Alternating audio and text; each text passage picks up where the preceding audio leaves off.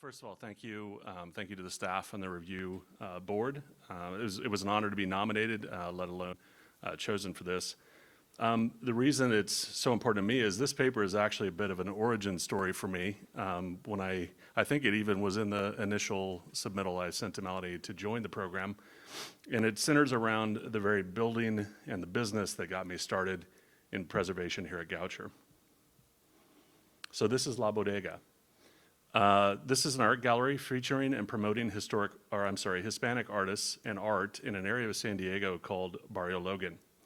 So Barrio Logan is one of the oldest neighborhoods in our community, and it's long been predominantly Hispanic and Mexican American. It's the cultural center, I would say, for the Hispanic community in San Diego. Barrio Logan, like most inner city minority neighborhoods, has been neglected and abused. This led to it becoming one of the epicenters for the Chicano movement in the 60s and 70s. And one of the greatest weapons that they had in this civil rights movement was their art. So many of you may know Chicano Park, which is shown here. The Chicano artists of that community enshrined their movement and their cultural pride in these murals, and it's right at the heart of Barrio Logan. And it's now a National Historic Landmark, I think as of 2017. So for more than 50 years, art has been the key to Barrio Logan's community pride and more than once it's catalyzed community revitalization. La Bodega is one of a long string of Hispanic-owned galleries that have promoted local artists and created ongoing community identity and pride. And as you can see by this map, which is, I think, believed from the community center there, the community is full of art and murals and galleries. Here you go, Betsy. I got a new one for your book. So the community identity and pride has allowed Barrio Logan to create what they call gentrification. So gente being Spanish for people, this is their way of gentrifying and revitalizing their community from the ground up, from the people and the community. So this is a term you can put in your book, I think, Betsy. This is a big good one for you. And this is largely because they seldom got any help from the city or state, so they kind of created their own program. Through gentrification, Barrio Logan became a center for arts in San Diego, hosting cultural festivals, street fairs, and they have a group of summertime art walks between the galleries in the community. You can see this is actually the Chicano Festival. Gentrification has also passed down the Chicano culture and pride to a younger generation through the events at the art galleries, but also through a new program called La Vuelta, which is the lowrider culture. They've started to have street festivals, and La Bodega was right at the center of those. They were usually out in front of La Bodega. Because of this, local interest in Barrio Logan was sparked, new visitors and businesses arrived, and people began to move into the neighborhood. La Bodega played an outsized role in the economic revitalization of Barrio Logan. I started going there probably about 7 years ago for their exhibits, and they would draw in hundreds and sometimes thousands of people. So the gentrification was working. It worked so well that in 2019, La Bodega and at least 2 other local galleries were forced out of business. So how could this happen? How could a business as significant to the community and culture as La Bodega get priced out of its own neighborhood? Barrio Logan is one of only 14 California cultural districts. These are districts that are deemed crucial to the story and culture of the state. And La Bodega was listed as one of the assets in this cultural district. The city of San Diego has also just completed a community development plan for Barrio Logan that's aimed at retaining its cultural integrity. And this specifically includes arts, the artistic community, but neither one of those had any teeth. There was no guarantee for equitable development. There was no incentives. There was no tax plans involved with them. They were just paper. There was nothing to it. So gentrification is a controversial word. I know we've talked about it quite a bit while we're here. And a lot of times we talk about the value of revitalizing historic and cultural places. Brings in new jobs, new rehabilitation of the area, new residents, reduces vacancy, stabilizes the neighborhood. But is this actually the case in minority and marginalized communities? Causa Justa, a multiracial grassroots organization, sees gentrification in a different light in historically marginalized communities like Barrio Logan. Housing shortages in our urban centers have caused fierce competition. Neighborhoods that provide convenient locations and unique lifestyles that are close to the city center become desirable targets for gentrifications. These also tend to be the minority neighbors close to the city core And typically, this is where young white urbanites are displacing typically minority families. And little focus is placed on the small and local businesses that have helped to define those communities. So what are some of the problems that these businesses face during gentrification? First, most of the minority small businesses in the United States do not own their own buildings, making them particularly susceptible to increasing property value and rents. This was the case for La Bodega when a new owner actually more than doubled their rent in his first month. To compete in gentrifying neighborhoods, existing business owners need access to capital. And minorities are much more likely to be turned down for loans, lending to high dissatisfaction and distrust, and this is especially true in the Hispanic community. Small businesses in minority communities often provide services that residents cannot get elsewhere. And when original residents are displaced, these small businesses must adapt to a new market or clientele or close their doors. And either outcome, to adapt or to close, changes the identity and the fabric of the neighborhood. Losing small businesses like La Bodega can have long-lasting effects on the communities and cultures, especially since many have served as a hub of social or cultural activity for generations. So why is the story of La Bodega important to the practitioners of historic preservation? The gallery building was of no architectural significance. It did not appear in any of the previous historic resource surveys. It didn't really meet many of the 7 aspects of historical integrity. And La Bodega, as a business, was only 6 years old when it closed, so it doesn't qualify for multi-generational or long-running legacy business in that traditional sense. I want you to think about it this way. There are businesses whose very name infers their cultural significance in a minority or ethnic community. Corner deli or bodega, beauty salon or barbershop, carniceria or crab shack. These help you form an image in your mind's eye that may include place, region, culture, ethnicity, and in some cases importance based on the type of business. And these businesses help define the community's sense of place. I became interested in understanding the importance of these small businesses to their community, and I located a recent study in Washington, D.C. that found that locally owned minority businesses can contribute to the culture of their neighborhoods in several ways. They provide authenticity in a changing world and a continuous thread providing witness to the history of the community for multiple generations. The goods and services provided by a legacy or locally owned small business are often geared towards the beliefs, the tastes, the practices of the communities that they serve. And this is particularly relevant because mainstream and big commercial stores often lack the goods and services desired or needed by those communities. Music and art are often highly localized in these communities, and these local businesses tend to support these local tastes, as was the case with La Bodega. I struggled to find the right way to approach these legacy businesses since in the United States, historic preservation has traditionally been focused on the built environment. In recent years, presentation has been widening its gaze, working more collaboratively with communities to identify less tangible social and cultural heritage in need of preservation. Luckily, our global partners have already provided us with examples of how we can do this. The Borough Charter outlines cultural significance coming from place, which includes the fabric or built environment, and the meanings and associations of that place. To do that, we must analyze the physical, documentary, and oral histories to understand the cultural significance of a building, to include its context, the association, the history, the type of business, and its value to the people. As I was looking to find a direction closer to home, I began to see traditional cultural properties as a vehicle for change for these businesses. TCPs could enable eligibility for buildings that are significant to a living community and are important in maintaining that community's cultural identity. The galleries of Barrio Logan would have fit into that description. Preserving or at least sustaining the businesses that add to the cultural heritage of our minority and marginalized communities takes collaboration. Historic preservationists are just one piece in a bigger puzzle, and we're not equipped or empowered with all the skills to do it alone.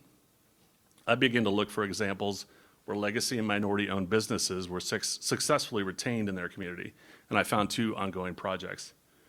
The first one is in San Francisco City and County. It's a top-down government-run program called the Legacy Business Project, and the second one is the Alabama Collaborative. It's a bottom-up community-led or community-driven project striving to decrease displacement and create equitable development in Miami. Started in 2016, San Francisco's Legacy Business Program is a local government program dedicated to preserving long-running businesses that contribute to the fiber of their local communities. The rapid gentrification of San Francisco has displaced much of the lower and middle class and the small businesses that serve them, especially in the minority communities. Recognizing this problem, the Legacy Business Program emphasizes financial assistance, especially rental, stabilization, and assistance. The Legacy Business Program interlinks the city and the county of San Francisco, public and private small business services, and advocacy groups to create the tools and infrastructure for retaining local legacy businesses that create that sense of place and character in San Francisco. To apply, a business must have been in operation for at least 30 years and contributed to San Francisco's heritage and identity. In 2019, for example, 24 legacy businesses received nearly $350,000 in rental assistance. Additional financial support was provided for employee retention, and grants were available for business services, upkeep, and accessibility compliance. To help legacy businesses adapt and remain competitive as their neighborhoods adjusted, the Legacy Business Program helped listed businesses with marketing and provided one-on-one business and technical assistance to assure their success. While the Legacy Business Program, as written, would not have helped La Bodega remain a piece of Barrio Logan's cultural heritage, the Alapata Collaborative provides an example of one that might. So started in the Miami neighborhood of Alapata, the collaborative became a citywide grassroots community development corporation that seeks to strengthen the identity and charm of the city's ethnic and minority communities. One of the primary goals of the collaborative is to support and sustain these small businesses. The collaborative has helped over 60 businesses secure $2.5 million in loans and grants and partnered with 25 organizations to help Miami's minority small businesses. To help their businesses thrive, local business owners can apply to an interactive cohort consisting of private sector partners who provide business coaching and accounting, marketing, and other services. And on the policy side, the Alapata Collaborative plans to provide recommendations to the City of Miami and Miami-Dade County that envision anti-displacement strategies for small businesses and minority communities.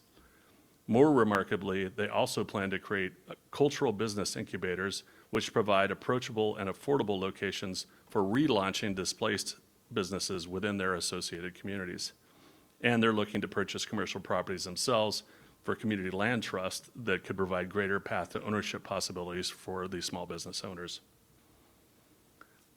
These are both large projects involving expertise and assistance from across the public and private sectors, and it isn't immediately apparent how historic preservation fits into the complexity.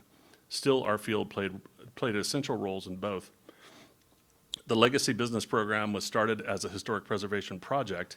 Preservationists from the San Francisco Historic Preservation Office participate in the application process and provide research services as needed. They also review applications and help in approval based on the legacy criteria. For the Alapata Collaborative, historic preservation came through partnership, providing a model that we could actually use in other communities. In 2019, the Alapata Collaborative completed a 2-year application process in conjunction with Main Street America for a historic Main Street designation of the Northwest 17th Avenue Business District. It was the first Main Street designation in Miami, and they're continuing the partnership to extend to other historic neighborhoods in the city. Following traditional preservation practices may not help sustain and preserve the small minority businesses like La Bodega that are key to the cultural heritage of these communities. I started to think about how we could actually change the way we operate or interpret and what we should do to help preserve these communities or these businesses. So here's 5 suggestions that I came up with. First, we should expand the definition of legacy businesses. In the case of La Bodega, it is the type of business that is the legacy, not the individual business itself. Art galleries have come and gone in Barrio Logan since the 1960s, and La Bodega was the latest incarnation of the type of businesses that have provided an outlet for local Mexican American and Hispanic artists, helping to create that sense of place and empowering the revitalization of the neighborhood. With the Barrio Logan art galleries being priced out of the neighborhood, residents there are worrying about how they'll preserve their culture and heritage, or even if it will continue to exist. Working with community partners, we should help uncover businesses that have been part of the neighborhood's history, while they're all also uncovering those whose existence is necessary to the very definition of those neighborhoods. Second, we should seek out and require community engagement for our preservation work, especially in these minority communities. Equitable preservation should require us to look to the expertise of those that live in the community and cultures we examine to define what is essential to them. Third, we should widen our gaze when performing historic preservation surveys. As the Borough Charter mentioned, we should go beyond the built environment and examine the place's cultural heritage. We should look not just at the importance of the building that a business is in, but also the importance of that business to the cultural heritage of the neighborhood. Our surveys should be an opening for a long-term community engagement where residents define what is important to preserve and how it should be preserved. To that end, we should re-examine how we use traditional cultural properties to create a tool that provides more equitable solutions across cultures and improves the diversity of our historic preservation. We need to be realistic when discussing the ideas and issues of gentrification. Revitalization can be good, but it can also have devastating impacts when displacing people and businesses. As preservationists, we champion the economic benefits of preservation and revitalization. We use publications like those produced at Place Economics to show the economic successes, but whose successes are we showing and at what cost? The effects on neighborhood change on a small minority-owned business and their communities are known. We should work with partners and community organizations to provide realistic insights, identify vulnerable businesses, and promote equitable policy change. Finally, to succeed, we can no longer think of our work as an individual step in a process. We need to be coalition builders. From our local communities to the national level, we should seek out and develop partnerships across public and private sectors. As shown with the Legacy Business Program and the Alapata Collaborative, developing partnerships and coalitions was what moved these projects forward. Preserving and sustaining community, cultural heritage requires connections in public policy, finance, private and public entities, business services, and the community itself. These connections will take years to build, and we should do it as soon as we can. Thank you.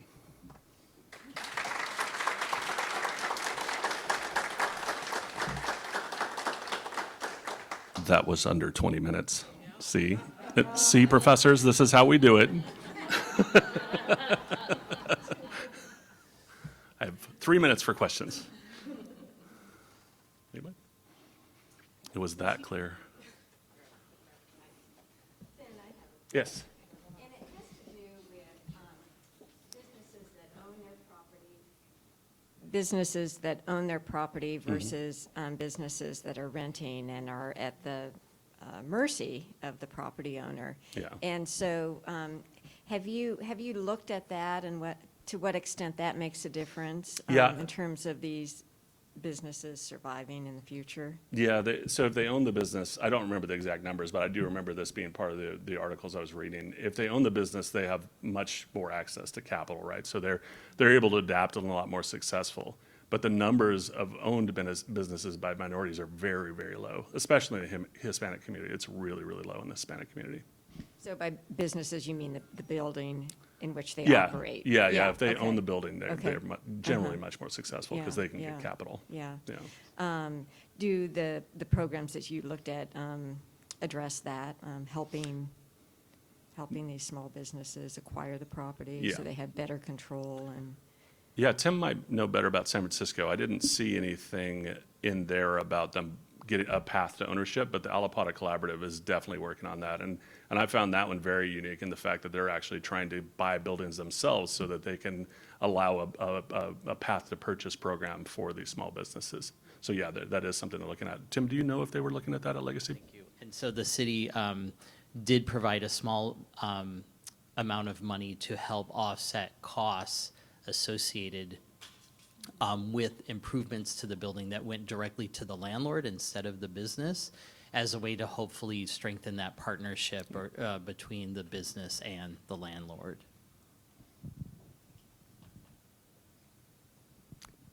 Any other questions for Ben? Well, you, I have a question. sure.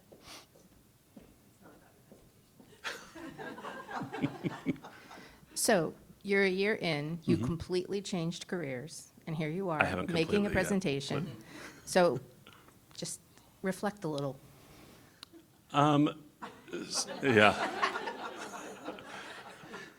So I think Sorry, I it's. don't mean to put you on the spot. Yeah, well, first, I haven't completely changed, and there will be a transition, so I still do my day job. But this one was easy I think this was easy, and this path has been easy for me because I was already involved in that community. So we started a digital design Chicano design program several years ago in that community, and it was a space I knew, and this literally was the business. Like, we did events there, and to have that business go out of business, or to have that gallery go out of business, it really hit me hard. So I think, looking back on it, I think if you looked at my initial paper that I sent on why I wanted to join, this program, I think there's a ton that I've learned on how I could have helped, right? I didn't know that. I didn't even know when I started, or when I even sent in the paper, I didn't even know there was this concept of cultural heritage. I kept thinking historic preservation was about the built environment. So that's why I was thinking, oh, it's a shame this building isn't really significant. What could we even done? So if I look at, what's then and now, it's a huge change in just the way I perceive. And I don't even really think, I think most of you know, I don't really even think about buildings that much. I really think about cultural heritage. So I think that's probably what's changed the most with me. One quick one. I don't know because I'm very loud. Oh, okay. Was there any opportunity for La Bodega to relocate to let's say, a friendlier space where they, a landlord who would be more welcoming to them, so they didn't just have to go out of business altogether? And is there a possibility even now that they could reestablish themselves now that now they have a little higher profile, in a space that someone would be willing to give them an opportunity? Yeah, and I think the good news is they are planning on coming back. I think they're trying to figure out the path back. The problem is that, that building was just one of many that were getting snatched up. This neighborhood sits just at the south end of the city of San Diego, and it's just, as the growth is going south, it was just getting snatched up right and left. And like I said, this landlord just immediately hiked up the rent, and that's happened elsewhere as well. But they are trying to come back, and there are a lot of like warehouse. It's a mixed use neighborhood, although I would say it's definitely there's a community there. There's also a lot of warehouses, so there is a possibility. And I don't know the latest on it, but I know they are planning on coming back. And that's kind of the way these galleries work, is they're kind of these pop-ups. But that's almost the legacy itself, right? Is that they pop up. There's a new generation. They show the art. They bring people back in. And there was, actually, when Melanie was there doing his survey, La Bodega was pretty rough. And it kind of goes in these ebbs and flows, that when they can figure out a way to get the art back, get the culture back, get it back on the street, it kind of changes things. The city starts to pay attention again. The city starts to help a little bit more. So yeah, hopefully they're coming back. Thank you, Ben. Okay.